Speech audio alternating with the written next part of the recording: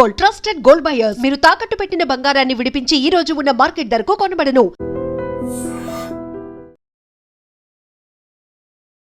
ఢిల్లీలో ఈరోజు సీఎం రేవంత్ రెడ్డే కాదు, మొత్తం మంత్రివర్గం అంతా కూడా మొత్తం అక్కడ ఉన్నటువంటి పెద్ద నేతలతోని అధిష్టానంతోని మీటింగ్స్ అయితే వరుసగా జరుగుతున్నాయి.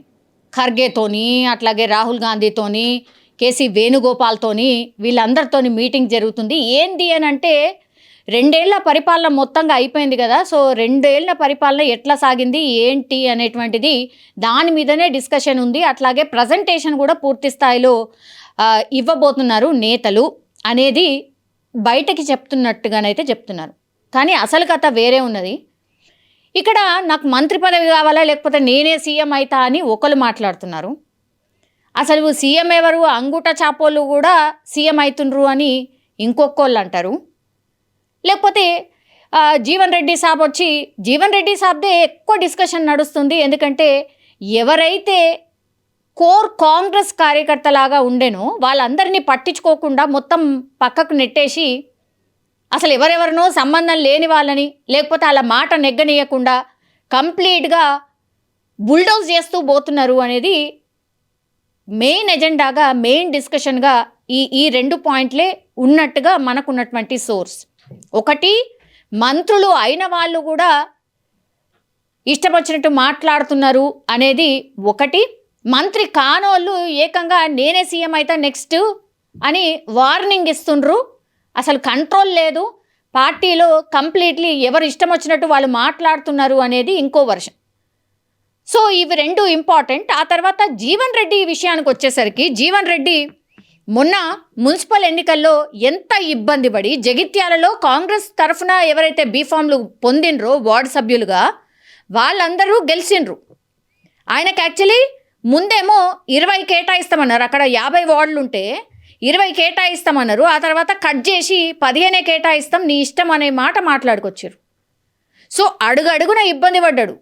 ఎన్నికలకు చాలా తొందరగా అంటే నోటిఫికేషన్ రావడం, దాని తర్వాత వెంటనే ఎలక్షన్కి వెళ్ళడం మనం చూసాం. కనీసం టైం కూడా దొరకలే.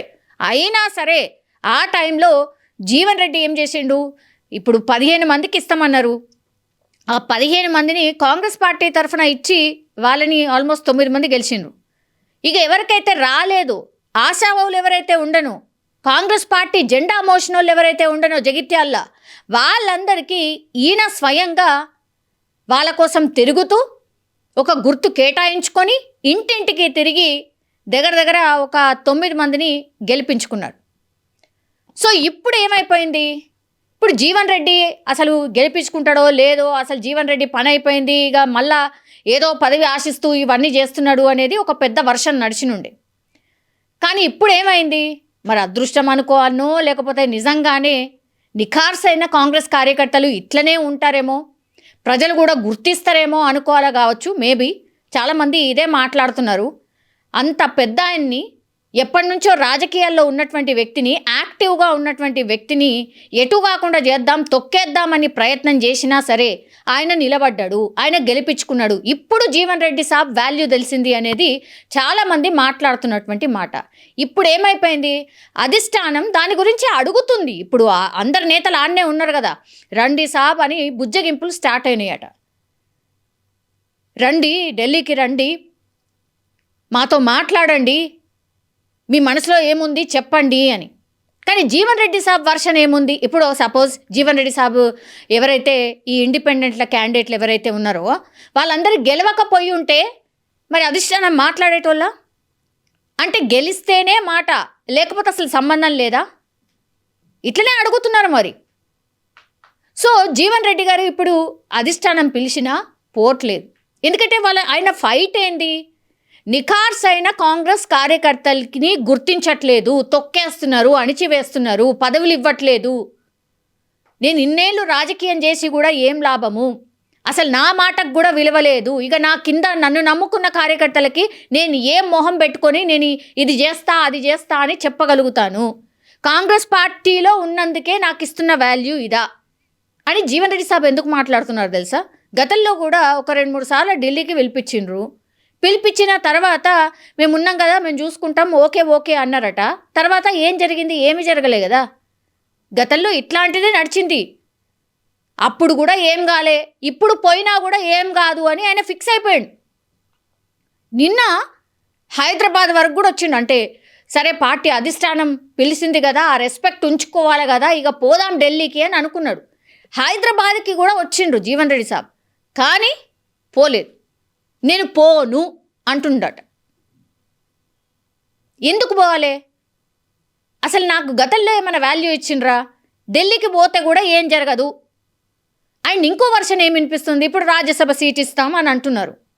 రాజ్యసభ సీట్ ఇస్తే గనక ఇక లోకల్ పాలిటిక్స్ అంటే ఆ డిస్ట్రిక్ట్లో జరిగేటటువంటి పాలిటిక్స్తోని ఈయనకు సంబంధం ఉండదు. ఇక పెద్దల సభ అంటారు, మీరు మొత్తం అంతా అదే చూసుకోండి, మీకు చాలా ఇష్యూస్ ఉంటాయి, దాని గురించే మాట్లాడండి అని మొత్తంగా ఇక పెద్దల సభకు వెళ్ళిపోయేలాగా చేసి లోకల్లో ఇప్పుడు సంజయ్కి లైన్ క్లియర్ చేసే ప్రయత్నం ఒకటి జరుగుతుంది అని ఆయన ఫిక్స్ అయినట్టుగా చెప్తున్నారు. ఇది నిజమే అనిపిస్తుంది. ఎందుకంటే ఒక్కసారి రాజ్యసభకు ఎలక్ట్ అయిన తర్వాత 6 ఏళ్ల పాటు ఆయన అక్కడే ఉంటాడు. ఆల్మోస్ట్ ఇక రిటైర్మెంట్కి దగ్గర ఉంటాడు. తర్వాత రాజ్యసభ నుంచి రిటైర్మెంటే. లోకల్ పాలిటిక్స్తోనే అసలు సంబంధం ఉండదు రాజ్యసభ సభ్యులకి. ఇన్ జనరల్లీ చూసినా కూడా రాజ్యసభ సీటు ఆయనకు ఆఫర్ ఇచ్చినా, రాజ్యసభ సీటు ఆయన ఓకే అంటే మాత్రం ఇక ఆయన నమ్ముకున్నటువంటి కార్యకర్తలు ఎవరైతే ఉన్నారో వాళ్ళు అన్యాయం అయిపోతారు అని ఆయన ఫిక్స్ అయ్యింది. అందులో భాగంగానే ఈరోజు ఢిల్లీకి పిలిపించిన ఆయన వెళ్ళలేదు. ఆయనకంటూ ఖచ్చితంగా కొన్ని ప్రామిసెస్, కొన్ని నియమాలు, కొన్ని నిబంధనలు, ఆ ప్రామిస్లు తీసుకున్న తర్వాతనే ఆయన పోతా అని ఫిక్స్ అయ్యిండు. ఎంత పెద్దోళ్ళు మాట్లాడినా, మంత్రి శ్రీహరి అట్లాగే శ్రీధర్ బాబు గారు మాట్లాడినా కూడా, గతంలో కూడా పంచాయతీ జరిగినప్పుడు వాళ్ళు వచ్చి మాట్లాడిపోయారు, ఏం జరిగింది ఏం జరగలే, మళ్ళా సంజయ్కే ఇంపార్టెన్స్ ఇస్తున్నారు అని ఫస్ట్ నుంచి ఆయన కొట్లాడుతుంటూ మొన్న కూడా పాపం భావోద్వేగంగా ఏడుస్తూ కూడా చెప్పిండు. ఆయన ఎవరైనా పట్టించుకున్నారా? ఇప్పుడు 9 సీట్లు 9 వార్డులో ఆయన గెలిచిండు కాబట్టి ఇప్పుడు కిందికి వచ్చారు, ఆయన లైన్లోకి వచ్చారు. కానీ అయినా ఏం లాభం అన్న కాడనే ఉన్నాడు జీవన్ రెడ్డి సాబ్. మరి వీటన్నిటిని ఎట్లా రెక్టిఫై చేస్తుంది? రాజ్యసభ సీటు ఒకవేళ తీసుకున్నా ఇక్కడ నన్ను నమ్ముకున్నటువంటి కార్యకర్తలకు న్యాయం చేయాలి, నామినేటెడ్ పోస్టులు వాళ్ళకి ఇప్పియాలి, ఆర్ నెక్స్ట్ ఎప్పుడు ఎలక్షన్స్ వచ్చినా నెక్స్ట్ రాబోయే ఎలక్షన్స్లో మా వాళ్ళకు కూడా సీట్లు ఇవ్వాలి, వాళ్ళకు అండగా నిల్చోవాలి అని అడుగుతాడేమో అనిపిస్తోంది. ఆ వర్షనే వినిపిస్తోంది. మరి చూడాలి నిజంగానే ఇది జరుగుతుందా. ఒకటి డైరెక్ట్గానే ఇప్పుడు ఈయన ఇండివిజువల్గా కొంతమందిని గెలిపించుకున్న తర్వాత అటు బీఆర్ఎస్ నుంచి ఆఫర్ వస్తోంది, బీఆర్ఎస్ పార్టీలోకి రమ్మని ఆఫర్ వస్తోంది అనేది ఒక వర్షన్ వినిపిస్తోంది కదా. డైరెక్ట్గా యాక్చువల్లీ మాజీ సీఎం కేసీఆరే జీవన్ రెడ్డితో ఫోన్లో మాట్లాడినట్టుగా చెప్తున్నారు, వాళ్ళ అనుచరులు చెప్తున్నారు. జనరల్లీ ఓపెన్గా అన్ని స్టేట్మెంట్స్ జీవన్ రెడ్డి గారు చెప్పరట. సో పెద్ద ఆయన్నే మాట్లాడినట్టున్నారు, పెద్ద సారే మాట్లాడినట్టున్నారు. అందుకని మేబీ బీఆర్ఎస్కి కూడా పోవచ్చు అనే వర్షన్ కూడా వినిపిస్తోంది.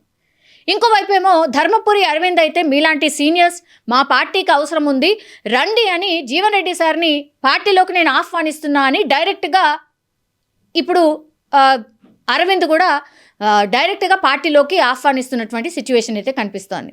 సో ఆప్షన్స్ అయితే చాలా ఉన్నాయి. అటు ఉన్నటువంటి కాంగ్రెస్ నుంచే బుజ్జగింపులు ఒకవైపు జరుగుతున్నాయి. రాజ్యసభనా, ఎమ్మెల్సీయా, ఇంకోట ఒకటి. మిగతా 2 పార్టీలు కూడా జీవన్ రెడ్డి సాబ్ని రమ్మంటున్నాయి. సో ఇప్పుడు ఏమైంది?